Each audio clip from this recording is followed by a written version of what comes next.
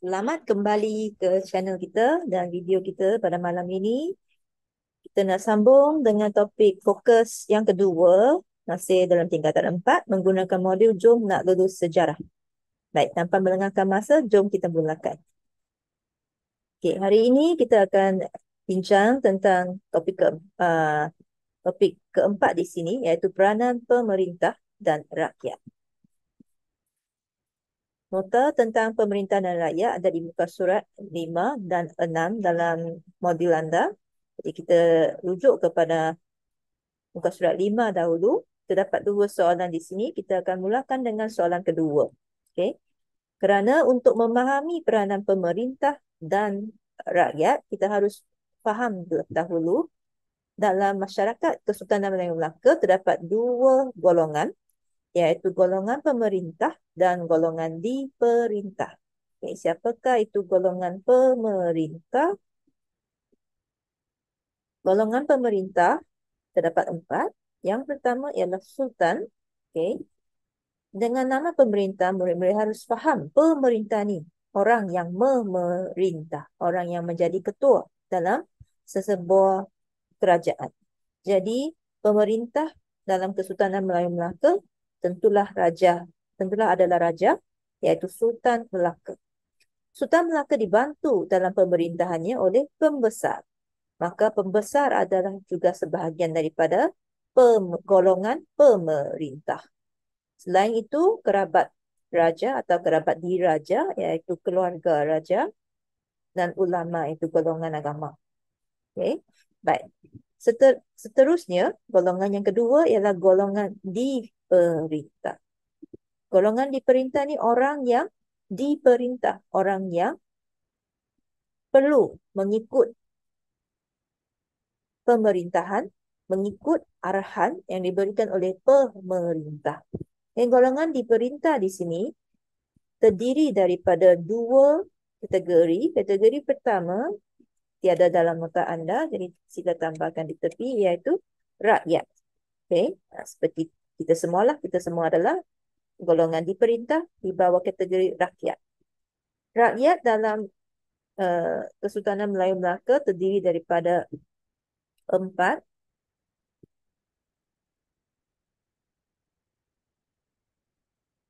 pekerjaan utama, iaitu peniaga, petani, tukang dan nelayan. Selain itu, golongan diperintah juga terdapat satu lagi kategori, iaitu hamba. Hamba terdiri daripada 3 jenis, iaitu hamba raja, hamba berhutang dan hamba biasa. Okay. Baik, itulah golongan pemerintah dan golongan diperintah. Golongan pemerintah, sultan, pembesar, kerabat, diraja dan ulama. Golongan diperintah ialah rakyat dan hamba. Okay, seterusnya kita pergi kepada peranan pemerintah dan rakyat secara keseluruhannya. Ataupun kalau soalan tanya, apakah hubungan?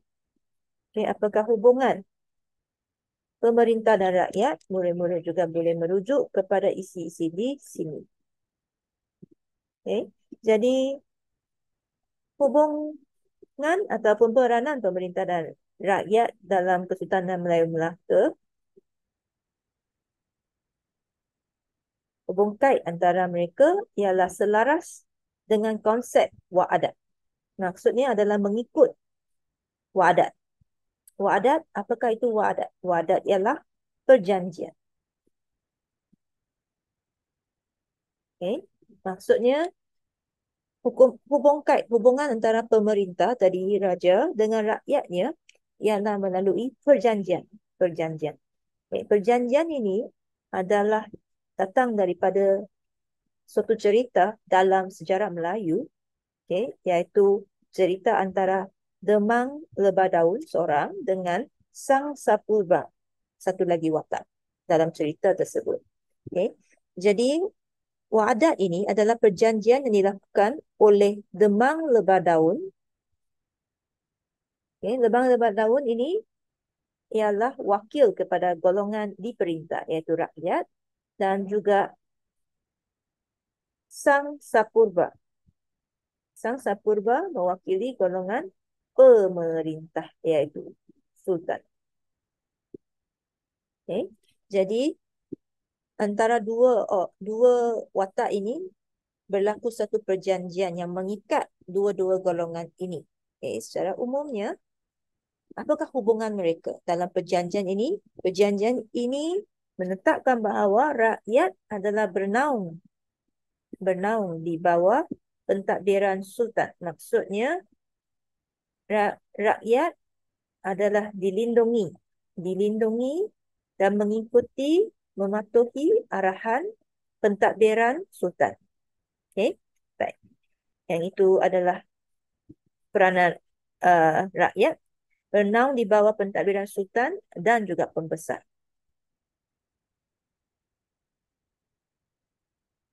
Okey. Dan hubungan tersebut adalah seperti rakyat seperti akar dan raja seperti pohon. Ini adalah analogi dia. Rakyat seperti akar di bawah tanah dan raja seperti pohon di atas. Mereka adalah saling bergantung, okay, seperti dalam hubung kait ini.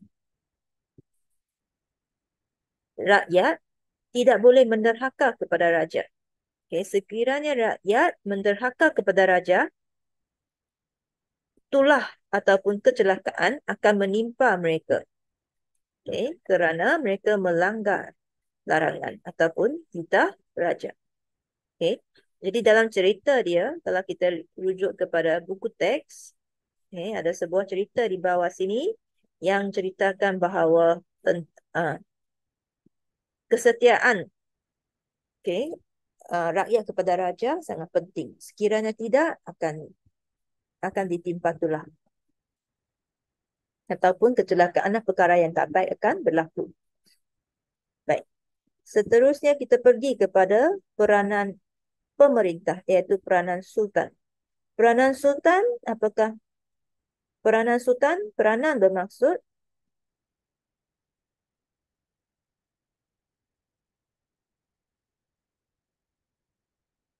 tugas. Apakah tugas? Apakah kerja dia seorang sultan? Apakah tanggungjawab seorang sultan? Okey, baik. Jadi, yang pertama, yang ini kita dirujuk kepada yang peranan sultan dahulu. Peranan sultan ialah menaungi rakyat ataupun melindungi rakyat. Sultan juga perlu menjaga keselamatan rakyat. Selain itu, mewujudkan perpaduan. Sultan perlu jaga perpaduan. Pastikan rakyat bersatu padu. Dan Sultan juga bertanggungjawab terhadap kemakmuran, kerajaan. Maksudnya sama ada kerajaan kaya ke miskin ke, ini apakah keuntungan kerajaan, pendapatan kerajaan, itu adalah di bawah tanggungjawab Sultan. Dan akhirnya bagaimana Sultan melaksanakan tugas dia? Dia perkenalkan undang-undang untuk kawal rakyat. Okay, untuk pastikan semua benda berjalan lancar. Jadi Sultan akan perkenalkan undang-undang seperti yang kita bincang semalam, iaitu Hukum Kanun Melaka dan Undang-Undang Laut Melaka. Seterusnya kita pergi kepada peranan rakyat. Okay. Sama seperti tadi, peranan rakyat ialah tugas ataupun tanggungjawab rakyat. Sekiranya Sultan menaungi rakyat, apakah balasan seorang rakyat? Balasannya ialah dengan menunjukkan taat setia kepada pemerintah. Okay, yang ini sekiranya murid-murid ingin ringkaskan, boleh juga tulis taat setia kepada pemerintah. Okay. Bagaimana rakyat menunjukkan taat setia mereka? Rakyat perlu mematuhi segala arahan pemerintah dan tidak menderhaka. Okay. Mengapa mereka tidak menderhaka? Untuk Kesultanan Melayu Melaka, rakyatnya takut ditimpa tulah. Okay. Dan ketiga, menjadi tentera. Semasa peperangan, rakyat perlu menjadi tentera. Rakyat juga perlu menghadiri majlis umum seperti gotong royong. Ini pada waktu aman. Okay. Pada waktu perang, sekiranya peperangan tu berlaku di atas laut, okay, maka mereka perlu menjadi pengayuh kapal perang. Dan akhir sekali, rakyat macam mana melaksanakan peranannya, rakyat juga boleh menggunakan badan dia, menyumbangkan tenaga kerja dia melalui kerja kerja keras seperti membina jalan. Nah, yang ini dilakukan melalui sistem kerah di mana pembesar akan mengumpulkan, mendapatkan rakyat-rakyat yang sanggup bekerja untuk kerajaan dan rakyat akan membina istana ataupun membina jalan. Okay, baik. Di sini terkurang satu bahagian iaitu peranan pembesar. Jadi cikgu akan rujuk kepada buku teks untuk bahagian tersebut. Rujuk kepada buku teks di atas. Sekejap.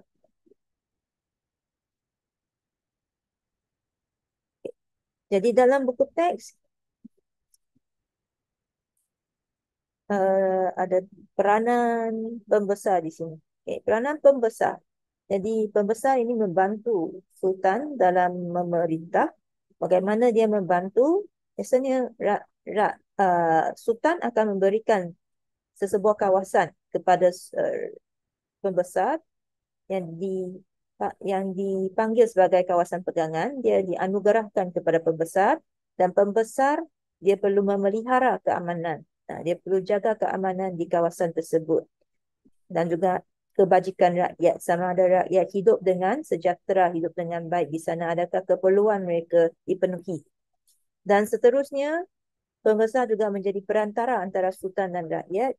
Okay. Pada zaman Kesultanan Melayu Melaka, mereka tidak ada teknologi tinggi seperti pada hari ini. Kita boleh guna komputer secara online, YouTube, boleh disampaikan pelbagai maklumat. Okay. Maka untuk menyampaikan arahan sultan, sultan akan beritahu arahan dia kepada pembesar, kemudiannya pembesar akan sampaikan kepada rakyat. Okay, dan akhir sekali mengutip hasil. Mengutip hasil. Jadi seperti yang tadi juga, hari hasil ini ialah cukai. Okay. Kalau hari ini kita dapat bayar cukai secara online, tapi masa zaman dahulu, siapakah yang perlu bantu untuk kutip hasil ini sebab tak ada online, jadi pembesarlah yang perlu melakukan tugas tersebut, pergi rumah ke rumah untuk dapatkan kutip hasil melalui sistem serah. Dan selain sistem serah, tadi kita tahu rakyat peranan dia ialah menjadi tentera. Siapa yang mengumpul mereka? Pembesarlah yang akan mengumpul mereka dan bekalkan tenaga tentera melalui sistem kerah. Baik, okay, itu sahaja untuk isi penting pada hari ini. Kita sambung kepada latihan. Okay, latihan pada malam ini kita lihat di sini.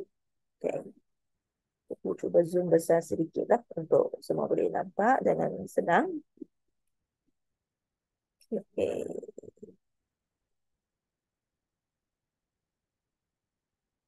Sekejap. Okay.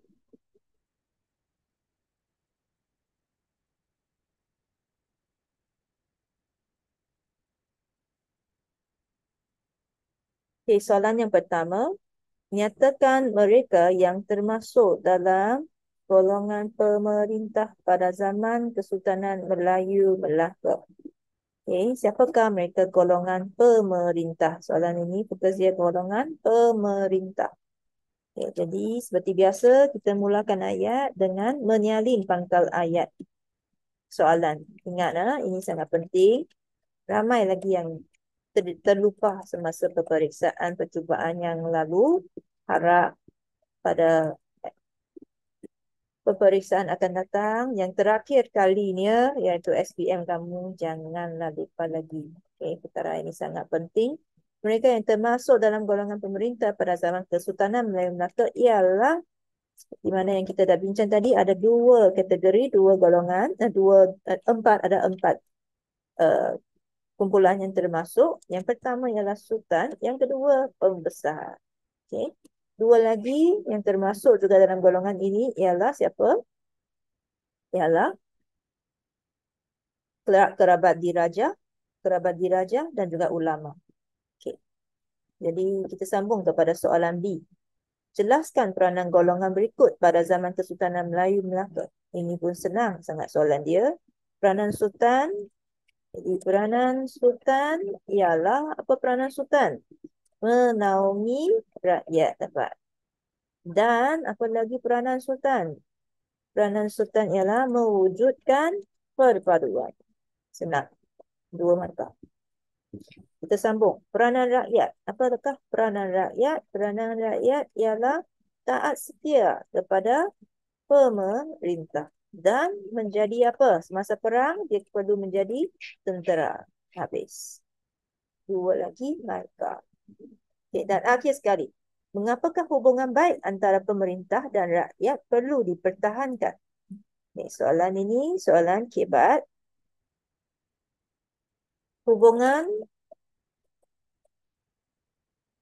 baik antara pemerintah dan rakyat perlu dipertahankan. Okay, banyak cara kita nak sambung. Kita boleh sambung untuk, kita boleh sambung dengan kerana, kita juga boleh sambung dengan supaya. Okay, jadi secara umumnya biasanya kita sambung dengan kerana. Kerana dapat apa? Jadi yang ini kita tahu soalan ini mengapakah, maka kita boleh gunakan, bila nampak kata kunci mengapakah, kita boleh gunakan jawapan kebat tesan. Okay. Kerana dapat menjadikan politik negara stabil dan negara aman. Betul tak? Kalau pemerintah dengan rakyat hubungan dia sangat baik. Okay. Mestinya politik negara akan stabil dan negara akan aman. Jadi bila negara aman, kesannya imej negara menjadi pastinya menjadi cemerlang. Orang lain akan pandang tinggi negara kita. Di sini cikgu tambah sedikit. Sekiranya murid-murid tulis negara kita dipandang tinggi dan imej negara menjadi cemerlang, dua-dua ini adalah hanya 1 markah sebab maksudnya sama.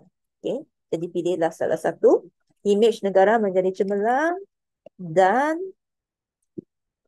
dapat menarik kedatangan pelabur asing. Okay.